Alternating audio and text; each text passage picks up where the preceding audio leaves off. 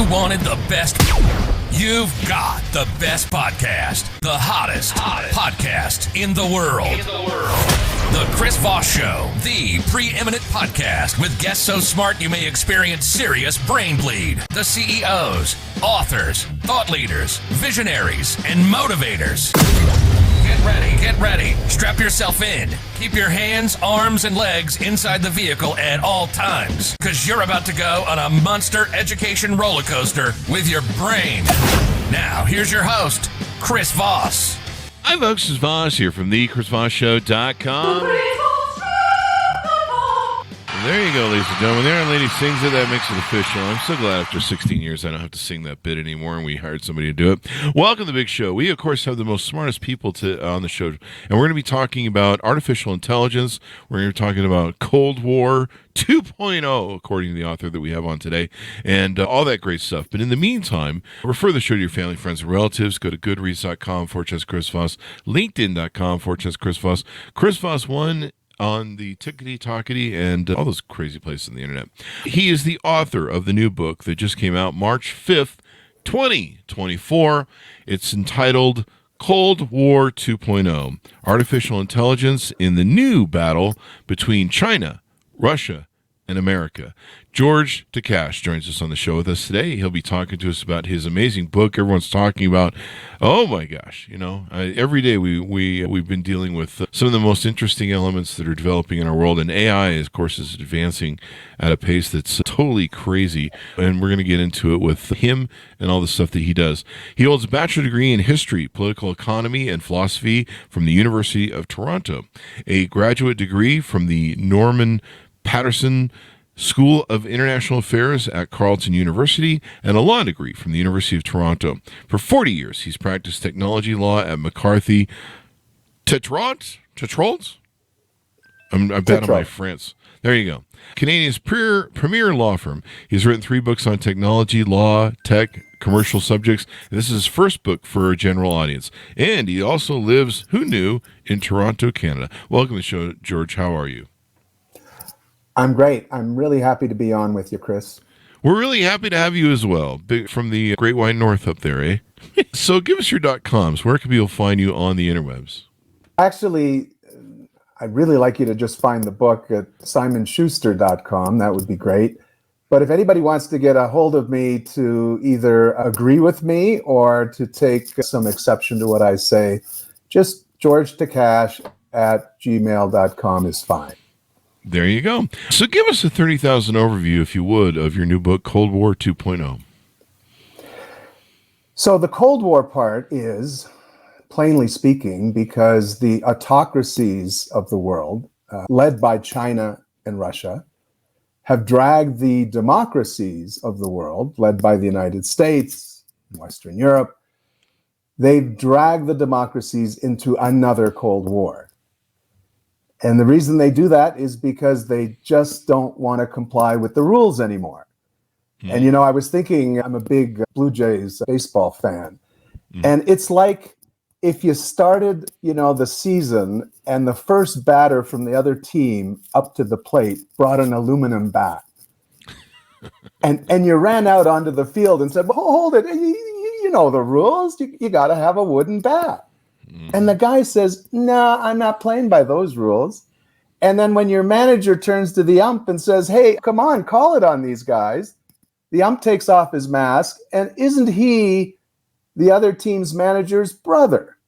So this is what's going on with the autocracies. There you go. Specifically Russia, Vladimir Putin, autocrat number 1, invading Ukraine, 2014, takes over Crimea, when 20 years ago, Russia signed a treaty that said this land is specifically going to be part of Ukraine. So again, they don't care about treaties. They don't care about agreements. They rip them up. And then more recently, China is getting into the act. The South China Sea, huge body of water. And we have rules for how you figure out maritime rights and the way you draw those maritime boundaries. China comes in and says, no, I'm not interested in those rules. I'm just claiming 90% of this water for myself. And that has huge implications for international trade and oil discovery, and so on. And then the last one that put me over the top and actually, made me write the book was China's approach to Taiwan. Here's a country, 24 million people, but technologically, Chris, absolutely critical, and we'll get into that. Mm-hmm. And China says, no, I think I'm going to absorb Taiwan. Thanks very much. Even though the Chinese Communist Party has never ruled, has never been, the government of Taiwan. And nobody in Taiwan literally wants to be a part of China. Mm-hmm. So this is the Cold War. And unfortunately, that's the bad news. For those of us of a certain age, we remember the first Cold War, and it wasn't a happy time.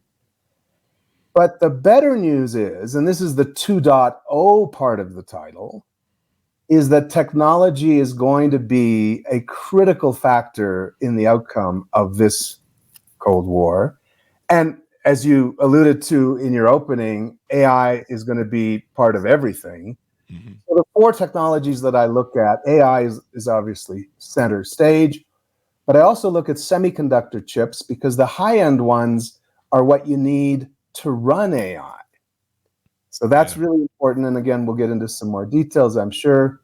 And then quantum computing, which is a new type of computing that many of your listeners might not be aware of, but it's coming on gangbusters.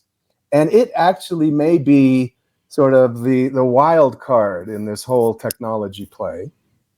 And then finally, biotech, because we're also using technology to change people. Our very evolution is being sort of turned upside down. So those are the four biggies that the book looks at and figures out, okay, how's that going to work with this Cold War rivalry? Mm-hmm. And the good news, and I'll end on this, the great news is the democracies do innovation and do technology and do these four technologies way better than the autocracies. So as long as we hang together as a bunch of democracies around the world, we're going to do okay, but that's not an easy trick to do. Definitely. I mean, we're seeing, we're seeing the fallback in, pending what we have with the election coming up. I mean, if Trump were to win, we'd see probably a closing off we see an isolationism or a nationalism of our policies. We probably would. I was watching Mitt Romney talk about how we would probably lose our place as a leader in the world, and already European countries are just aghast that he could come to power and that we could become more nationalist, and his attitudes towards NATO, and already we're seeing the House, which is Republican held, won't fund Ukraine anymore. And it's almost like watching them. It's almost like watching the British government that was like, no, go ahead and sell airplane parts and engine parts to Germany. What could go wrong? It's almost like that, just 2.0, watching it again. So when did the Cold War 2.0 start, according to your timeline?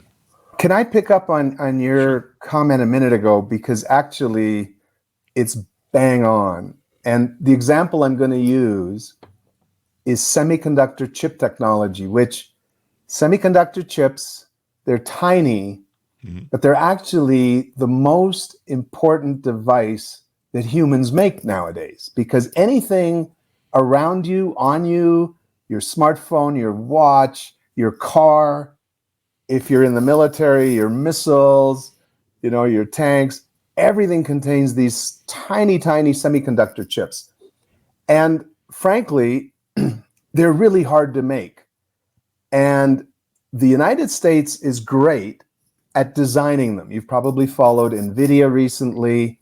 They are knocking it out of the park, to use another baseball analogy, because they're making the chips that run AI. But AMD is right up there as well, another American company. Apple makes its own chips. So those chips are designed in California, but, and here's the big but, they're actually manufactured in Taiwan mm-hmm. by a company called TSMC, Taiwan Semiconductor Manufacturing Corporation. Mm-hmm. But here's the other thing. TSMC in Taiwan, the big machine that it uses to make those chips actually is made in Little Netherlands in Europe. Oh, wow. Of all places. It's the most complex machine in the world. Each One costs about 500 million bucks US. And the two most important components of that machine, speaking of Germany, are actually made in Germany. The laser that has to hit a little bit of tin and vaporize it 50,000 times a second. The whole thing, Chris, just boggles the mind, right? These chips, the smallest ones are holding now 100 billion transistors. It's just over the top. So the point I would make to you, to follow on your point, which is, as I say, bang on, is that nobody can do technology in 2024 all alone. It's just not on. It's just so complex, and there's so many pieces. And the Japanese are in there with the chips. They make the underlying silicon wafers and the gases that are used. Yeah, so it just goes on and on and on. So I'm with you 100%. And the book talks at some length about, yeah, we're leaders in the technology, but unless we have strong alliances where all the democracies agree to kind of cover each other's backs, you know, it's going to be a much harder trip for everyone. So I'm with you. Whoever comes out of the November election in the U.S., both the president and, you know, the legislative races, they just can't turn their back on the world. And not just for the sake of Europe and Japan and so on, but for the sake of the United States. Yeah. Because if these chips don't show up in your supply chains, your cars aren't working, your machines aren't working, your trains aren't working. And we had a little taste of it, right? A couple of years ago, coming out of COVID, some of the chip supply problems. Chains. I had a lot of companies we review products on at the Chris Voss Show. They couldn't get the chips for their products to sell. Bingo. So that was like child's play compared to what's going to happen if the Chinese move on Taiwan and we're not, if the democracies aren't there to protect them. Absolutely. There you go. Now, recently, I think a year or two ago, but the Biden administration put a clamp down on the chip thing. I was really surprised by that. Tell us your thoughts on that. Yeah, I think, you know, when I considered 2022 and what happened in the international sphere of real importance, two things happened. Putin and the Russians invaded Ukraine on a full-scale mode. That was in February. But in October of 2022, again, you're bang on, Chris, the Biden administration brought in a very sweeping law that said chips of a certain performance level, I won't get into all the technical details, but basically the high-end chips and the machines that make them, to my earlier point, those can no longer be sold to China. And this is huge. And frankly, the Chinese are up in arms because they import and used to import, you know, hundreds of billions of dollars worth of this stuff. And without it, you know, your military becomes second class, your economy becomes second class. And so what Biden's doing, and it makes so much sense, is, hey, in the democracies, we shouldn't give the autocrats the rope with which to hang us. That would be madness. And so, you know, kudos to Biden. Now, to be fair, Trump started a bunch of that as well during his 4 years. But Biden made it much more sort of broadly effective. And it's not just the chips, again. It's without those chips, you can't do the leading edge AI. And right now, you know, the democracies are probably 5 to 7 years ahead of the Chinese on AI. And AI is going to be the defining technology of this century. So really important stuff. Yeah, and whoever leads AI, I think, wins. Wasn't it Putin that said something like that? Was it Putin? Yeah, I have a quote in the book from Putin. He's talking to some high school kids, and he says exactly your phrase. He says, you know, this AI race is going to be critical, and whoever leads an AI can, you know, rule the world. What's fascinating, though, and just let me take a minute on this, because particularly people in your audience who work as engineers or in the science fields and so on, the way that the democracies do science and do technology and do innovation, sort of ground up, you kind of back an entrepreneur, you back a university professor with a spin-out company, you bring in venture capital, maybe private equity, and then you take them public. That model, which doesn't exist in the autocracies, is golden. Like the Silicon Valley model for moving us forward. And there's a thing I call, and I spent a little bit of time on this in one of the chapters, called competitive displacement. Now, do you remember when the Sony Walkman, the Discman was all the rage, and then along came the iPod?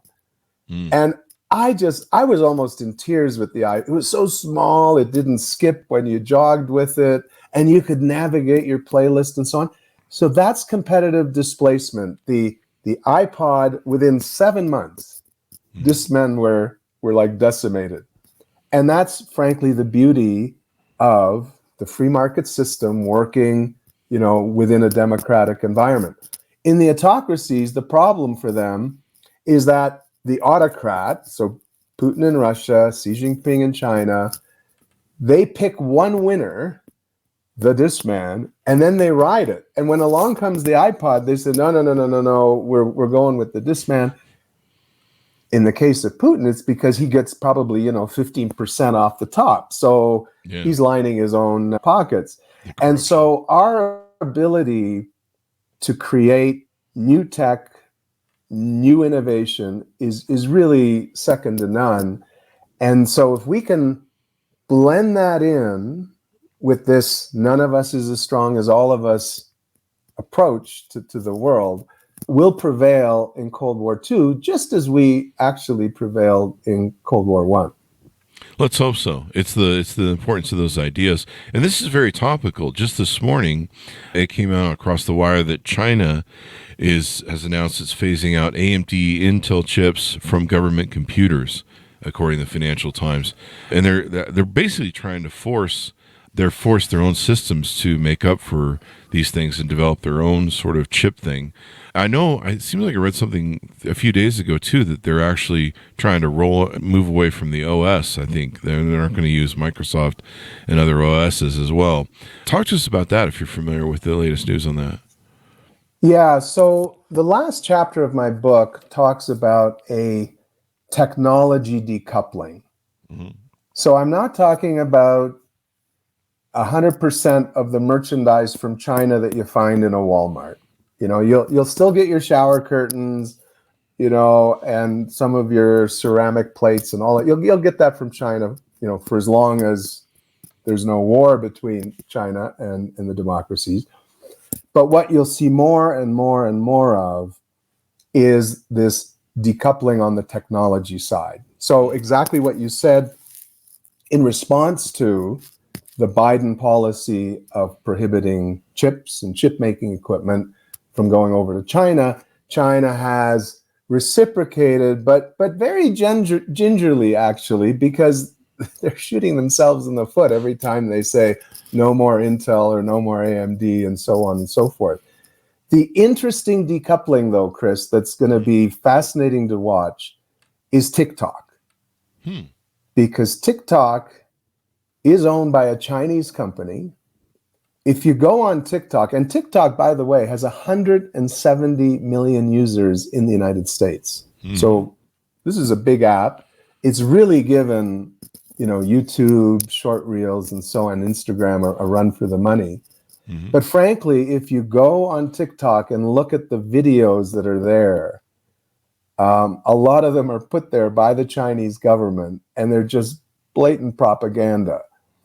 So it's that problem, plus the Chinese government doesn't really allow a private sector to be private. Everybody in China has to kowtow to Beijing. So if they want to find out about Chris Voss because he's on TikTok, guess what? They get to look at your preferences, what sort of stuff you like, so that they can start feeding even more specific propaganda into, Chris Voss's feed. So the House of Representatives a week or so ago passed a bill that would require TikTok to either be divested to sort of a non-Chinese owner or shut down. And I think that's absolutely the right, decision to make. And it's really just tit for tat, because you can't get Google, you can't get Facebook, you can't get Instagram in China. So this decoupling is going to happen. Mm-hmm. And what I predict in the book is that over time, our technology and our technology environment is simply going to be more, is going to be superior to theirs. Mm-hmm. And at some point, I'm hoping that the way the Soviet Union fell apart, China will ultimately, the people will rise up and say, look, this is madness. They've got a cure for cancer over in the United States and we don't get access to it and so on. Mm-hmm. And that in 30, 40 years time may well bring a regime change in China to something, more like a democracy. Yeah, and let's get into that. You mentioned about how they put their thumb on the scale and they don't allow private industry to thrive. We saw that, but most people were seeing it that knew what was going on was China was cheating their GDP numbers by building just crazy, housing and commercial centers, and they're building whole cities that were sitting empty, and everyone knew they were cheating their GDP to make it seem like there's a lot of growth happening, and they've hit two walls. One is they're generationally declining now. So they're starting to enter what like Japan has been going through with their population. And that one-child policy definitely really screwed the pooch on them for all the years they were doing it. And then recently, and you may not have been able to address this in the book, because I know a lot of times you guys have to go to publish about a year before. There's the collapse of the housing market, which they kept putting their thumb on to discourage private enterprise and try and control it. And they end up just botching the whole thing. And now the stock market has lost, $6 to $8 trillion or something like that. They're trying to patch the hole on. How do you see that playing into what you talked about in the book, since that's probably newer news? Yeah, in the chapter that I talk about China, I do talk about the menacing part, because everything, again, Chris, you're way up to date. Everything you said is bang on. But set against what you just said, you also have to add, we've seen from China the biggest military buildup in human history. Even with all the economic difficulties that they currently have, they're still increasing their defense budget next year by 7.2%. Yeah. They currently have the largest navy in the world by number of vessels. Now, the U.S. is still ahead in terms of raw tonnage, because the Americans have the huge aircraft carriers. They're building nuclear missiles at a frantic pace. So even with their economic troubles, they're doubling down on the military.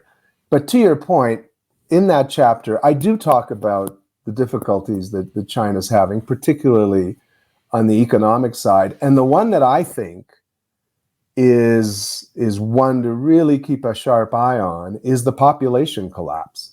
Yeah. I mean, you mentioned the one-child policy. What a mistake that was. You need 2.1 children for a couple to get to, replacement numbers, because some kids die, so that's the 0.1. Mm-hmm. And they're at about 1.3.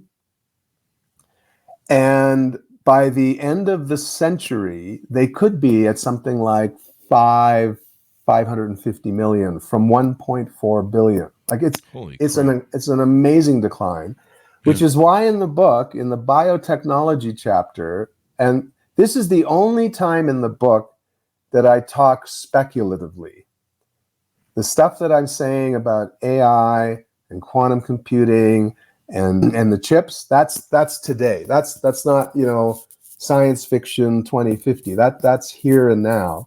But the one that I think is one to, as I say, keep an eye on, and you heard it here first on the Chris Voss Show, ectogenesis, an artificial uterus, where if the Chinese government can't convince women to have babies, there's two ways to go. There's Margaret Atwood's A Handmaid's Tale, if you remember. Yeah, it was made into the movie, the television series, and so on. But the other approach is the government simply starts making people itself. And I talk in the book that we actually have all the pieces.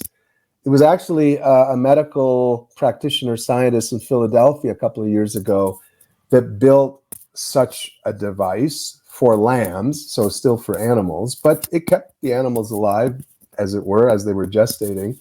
So don't discount that sort of a response, because that kind of a population decline is so drastic that if you're Xi Jinping and ultimately, you want to be one of the two big superpowers in the world, I wouldn't be surprised if he turned to something like that. And what I say in the book is we certainly don't want to participate in any of that. To your point, we have to cut off, any flow of our biotech capability to China when they start mucking around with that stuff. Now, interestingly, we might pick it up as well. Our birth rates are dropping pretty dramatically as well. South Korea is down to 0.8. Like it's really like all over the world. But the way the autocrats will deal with it is just scary. Yeah. I was listening to, I don't know if you followed his stuff, Peter Zeihan. I'm not sure if I'm pronouncing that correctly. He wrote the books The Accidental Superpower and The End of the World is Just Beginning. And he was on Sam Harris's show. And he was talking about the generational decline and some of the factors you're talking about. He was saying Germany's going to pretty much cease to exist as a country with their generational declines. Everyone's declining, and of course we have these huge populations that are going with the boomers and the big retirement generation. But the brain drain that comes from that, the ability to come up with new ideas, new possibilities, he seemed to suggest that America has the best lead on that, but Europe, of course, will be in a future danger. I think I was reading in Europe. I think it's in Britain. Basically, I think 50% of the women of childbearing age over 30 are single, which means they don't have good prospects to have families and kids. They're single with no kids. And that's like half the population. And we're already seeing that here in America, where people aren't making families. They can't afford to buy houses. There's a whole set of cards that play into that. But so it sounds like you've done some factors where there's measurements that you're using on population growth that you've talked about in your book and how that impacts this whole thing. Yeah. So a couple of thoughts. So Peter Zeihan, I've heard him actually on Sam Harris. He's been on a couple of times. He does sort of geopolitical risk analysis and that sort of thing. What's very interesting on the population decline phenomena, is you can counter it with immigration. And I talk about this in the book because, again, the autocrats don't do immigration well at all. Today, of course, nobody wants to go to Russia. And even China, they're just not good at allowing, non-Han Chinese to become part of their society. And last year, the stats are in, 24,000 Chinese actually, escaped from China and came up through the Darien Gap, up through Central America and that sort of thing. Whereas when you look at, for instance, the United States, NVIDIA, the hottest AI company in the world right now on the chip side, Jensen Huang, born outside of the United States. The president of Microsoft, born outside of the United States. Google, born outside the United States. So that's a huge competitive advantage. And, we talked at the top of the show about, U.S. hopefully not shutting off the rest of the democracies for its own sake. Same thing with immigration. I mean, the U.S. has an issue at the southern border, and I'm sure you guys will get around to fixing it. But for heaven's sakes, don't lose sight of the fact that the best and the brightest in the world, particularly in the democracies, they all want to go to the U.S., to your universities, whether it's Stanford or MIT or Caltech. And you guys have done fabulously by that. And frankly, so has Canada and so has the UK. The other thing that we do much better than the autocracies is gender equality. AMD, the number 2 chip company, the CEO is female. The president of Taiwan currently is female. So again, you look at China and you look at the senior leadership groups and the senior scientists and so on, and the women in the ranks are pretty thin. So there really are some strengths to our system. So coming back to, the population decline issue, immigration is going to be a very important part of that. And again, I think our prospects are much brighter because of that. There you go. There's the one thing that's been great America is the melting pot of people and ideas, and that's really kept us as a leader in the world. And people need to recognize how important that is. People, have this kind of closed door behind them policy. There's all sorts of darker reasons behind why immigration is being fought over so much. The people that come to this country, even recently, not Alan Greenspan. How old am I with the Federal Reserve? Paul, the current head of the Federal Reserve, I can't come up with his name off the top of my head right now, but he recently admitted that one of the biggest factors of the economy still cooking along in GDP growth is immigration workers coming here and doing the jobs Americans don't want to do, and that's contributing to it. And a lot of people don't realize we're in a shortfall of employees with the baby boomers retiring. I think it's like 2 to 3 million shortfall of employees, and that's why wages are going up and fight is going up over employees. And everyone's like, well, we don't want immigrants coming here. They do the jobs most people don't want. They contribute to the economy when you put them to work. And there's no, as you said, with the women working different things, diversity, et cetera, et cetera. There's no monopoly on who has the good ideas. It could be anyone. The head of Google, as you mentioned, he grew up on a dirt floor in India and was born and raised in, I believe, in a poor caste. There's examples of that everywhere.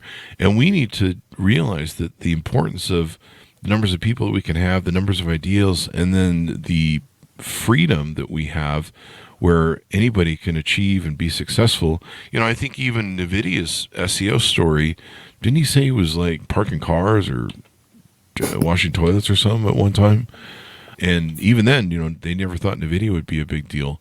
Feel free to build on that, but also play into how big, we've seen NVIDIA's stock just go through the roof recently and stuff. And it looks like they're going to be the big, important part of this AI Cold War 2.0.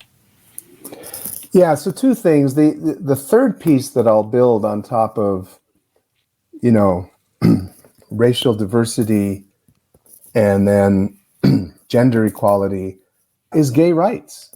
Tim Cook, CEO of Apple, he's gay. And if you actually shut out from your economy and your society, people of a different colored skin, women, gay people, and this is Russia to a T today, and why, 1 million people have left since the full-scale invasion of Ukraine. You're just not going to achieve because 60% of your population is defunct, right? They're not participating. They're not, to your point, they're not giving their ideas. They're not generating the next great thing in innovation and technology. So again, going back to the theme about the November elections, yes, every border needs a fence, but it also needs gates. Yeah.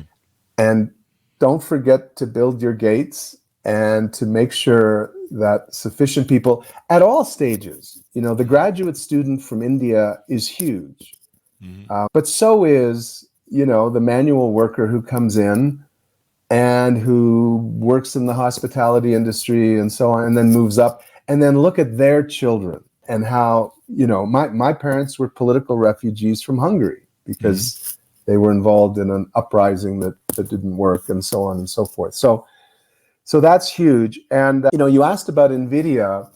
What I do in the book, and this is actually, I think, pretty funky, is in each of those 4 big tech buckets, the AI, the chips, the quantum computing, and the biotech, I actually list the leading companies in the world by market cap, so how valuable are they, and by their sales. and you'll see NVIDIA on the list and so on and so forth. But I break it out by, the democracies, the autocracies, and then there's actually a fascinating list led by India, which are sort of sitting on the fence. So they might be a democracy, sort of, in the case of India, but they have some allegiance to Russia, some allegiance to the US, and that sort of thing. So I break them out like that, and then I give them a scoring. And in the last chapter, you'll see I kind of bring it all together. And so you can really see it black and white, the strength that the democracies have. And the phrase that I use, which isn't very elegant, but it works on the street, is we can't fritter this away. Like we can take these guys as long as, we have good, strong alliances. We tighten these sanctions, because little Armenia is buying a lot of chips all of a sudden. I mean, so we need better tools for figuring out how to stop the flow. But yeah, the NVIDIAs are there, and they're there for everyone to see. But to your point, yeah, the book is written about a year ago. And so NVIDIA, I think I had them at, high $800 billion market. They're well over that now. So the paperback edition will have updates, I'm sure. There you go. Now, recently, the Senate held hearings, I think it was in February, on the use of U.S. chips. You write about this in the book. You talked about how, Russia is making, these drones have become really important. And it still seems that in spite of all the blockades, embargoes that we put on Russia 2 years ago, they're still finding our chips in the military equipment the Russians are using against Ukraine, which I guess is still a big concern, if you want to talk about that. Yeah, we have to do, and by we, I mean all the democracies need to do a much better job.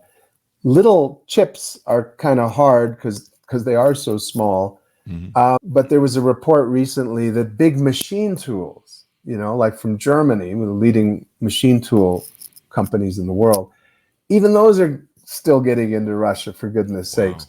And what I sometimes suggest on this sort of a topic is that the answer is actually more technology. So build into those machine tools, a drop-dead device that's either geolocated or that once a week, it has to ping back to the factory. And if the ping is coming from the wrong building, then it shuts down. Like there are lots of ways to deal with this. And frankly, a slap on the wrist to the corporate sector for not wanting to do this badly enough, because they're losing sales. So I get it. They're going to lose some money. But hey, fellas, you got to play ball, because frankly, and this is why I wrote the book, I mean, this is really serious stuff. Like if we see Putin successful in Ukraine, if we see China successful in absorbing Taiwan, those are going to be very, very bad moments in the history of democracy. One of the things that'll happen, Chris, in my view, is about 30 countries will rush to acquire nuclear weapons. Wow. Because if the current global security system, which the U.S. is a huge part of, I talk about the U.S. as the indispensable democracy, and you are. Yeah. If you're not gonna, feed weapon systems to Ukraine, not a single American has died in that war, by the way. Like this is actually a really good deal.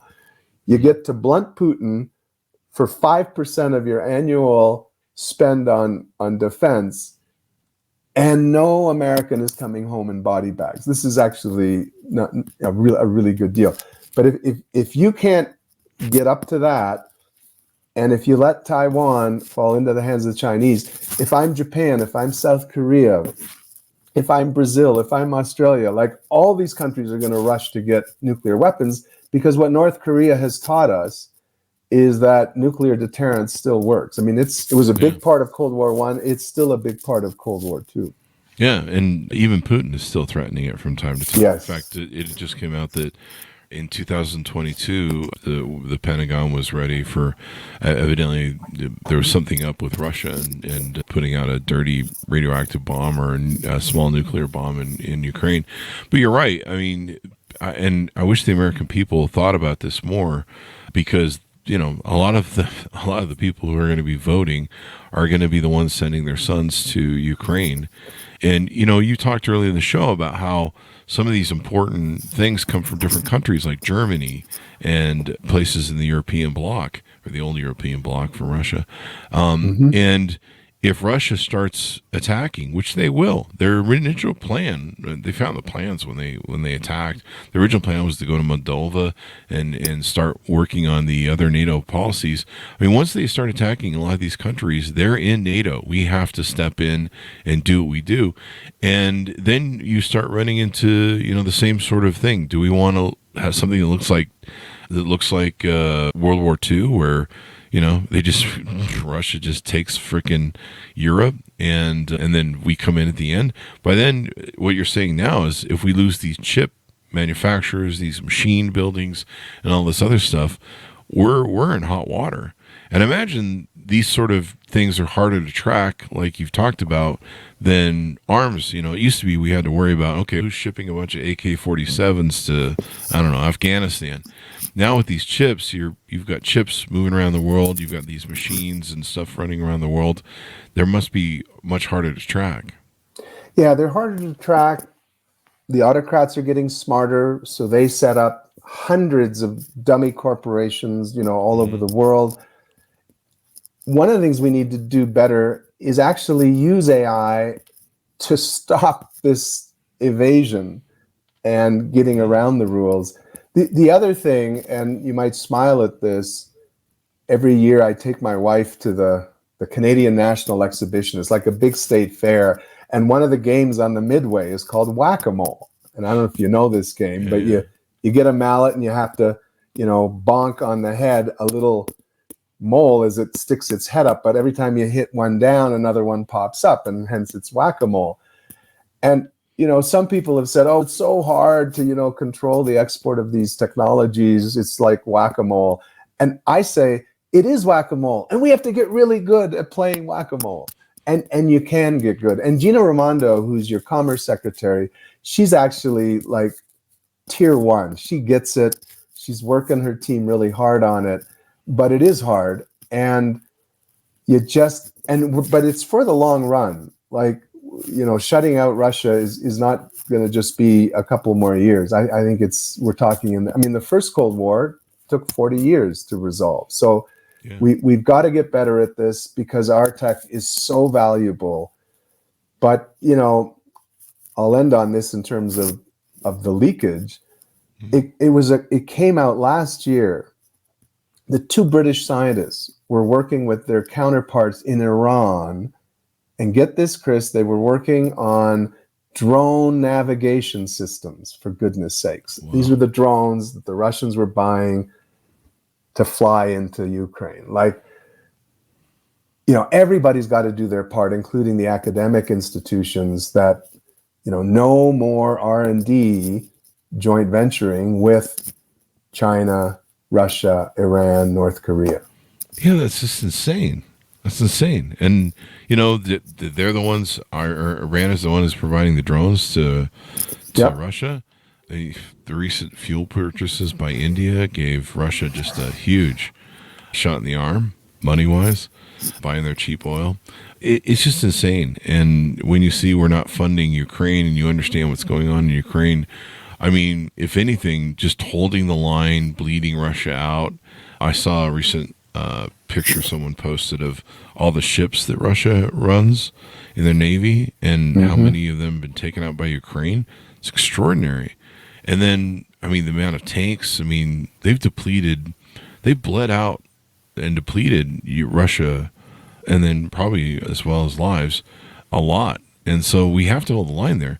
If Russia, if the way a lot of people see it, he's trying to reconstruct the USSR, and there's a blockade there, a land blockade that they try and take and do. And part of what they're trying to do is is change Russia from just being a glorified gas station with resources into having other abilities to grow as a country, because I think they're in a decline too for birth, and then of course people who probably left the country for the Ukraine war, so they've got their own mind suck. And Chris, with Russia, it's Ukraine for sure, but it's also the US and Canada and Western Europe. You know, all those cyber attacks, you know, all those ransomware attacks, which they're now targeting hospitals on, which is absolutely disgusting. You had the big Colonial Pipeline takeout on the cyber side, where people were, you know, lining up for gasoline a couple of years ago on the East Coast, because again, Russia, both its own government, but also they have, you know, private criminal groups that they condone and they put up with. And Putin's deal is, as long as they don't attack, you know, Russian companies and Russian organizations, they can attack the democracies as much as they want. And again, I don't know this for a fact, but I'm sure Putin gets a cut. And again, we've got to stand up to Putin on this sort of behavior. And one of the recommendations in my book, and again, it's going to be controversial, is with adequate notice, right, in advance, we've got to say the ransomware has to stop, the cyber attacks have to stop, and if they don't, we're going to shut down your internet for 20, 30 minutes to begin, and we'll escalate, because we don't want to shut down their hospitals, because that's what autocrats do, and, you know, we have to stay as freedom-loving democracies. But we absolutely have to hit back. And, you know, you folks in the Pentagon, I mean, you created a cyber command a few years ago specifically to do this sort of thing. And I think if the NATO alliance, possibly at the UN as well, we get a consensus that this, you know, long distance attack through cyber, through the internet, if it doesn't stop, you know, we've got to ratchet up the response. And we can do it. We just need political will and people. And this is why I wrote the book. Bottom line is, you know, the average American who reads, who listens, who's interested in this stuff has to at some point send an email or a note, or when he meets his congressman, you know, during the election campaign, say, by the way, we have to be more muscular. And here's George's book that tells you how to do it. I mean, that's what we need now, because these autocrats have had, you know, the run of the board so far, and we need to push back. Yeah, even them buying our politicians and floating their dirty money. And so it's a real interesting world crisis that we're living in, and it almost seems like a repeat of everything. So I'm glad you wrote about this. I'm glad you called it out, and maybe the realization is we really need to think we are in the 2.0 Cold War, and we really just need to call it that and address it. Give us your final thoughts, George, as we go out. Tell people where they can order the book, et cetera, et cetera. It's in all leading bookstores, but you can also get it online, Amazon, Simon Schuster, Kobo, depending on, you know, what you loot. It's in indie bookstores now as well, so it's pretty easy to get a hold of. And as I said at the top of the show, George Takach, so GeorgeTakach @gmail.com. If you have questions, comments, you want me to come and speak to your Rotary group about these sorts of things, or what have you, I'd be delighted to do that. There you go. Thank you very much, George, for coming on the show. We really appreciate it. Thanks, Chris. Real pleasure. There you go. Order up the book, folks, wherever fine books are sold. It's called Cold War 2.0, Artificial Intelligence, the New Battle Between China, Russia, and America, out March 5th, 2024. Thanks for tuning in, everyone. Be good to each other. Stay safe, and we'll see you guys next time.